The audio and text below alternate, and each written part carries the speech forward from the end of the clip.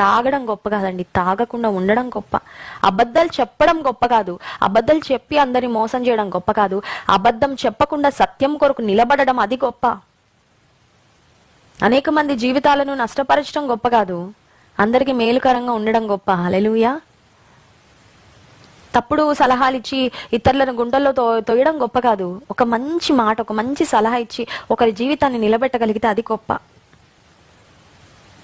మేలు చేయవలెనన్న ఆలోచన కలుగుతుంది నాకు, కానీ దాన్ని చేయుట నాకు కలుగుట లేదు. మరి ఎలా వస్తుంది ఆ కృప, ఎలా వస్తుంది ఆ శక్తి, ఎలా వస్తుందంటే దేవునిలో మనం నిలిచి ఉన్నప్పుడు, నవీన స్వభావాన్ని మనం ధరించుకున్నప్పుడు, you walk as a new person, you behave like a new person.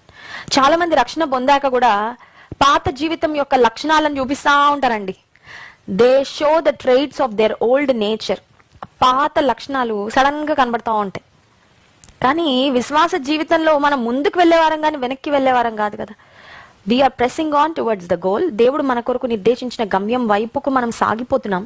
So ముందుకు వెళ్తున్నప్పుడు మనలో కనపడవలసిన లక్షణాలు ఏంటంటే, ఆ destiny is haven, our goal is to become like Christ.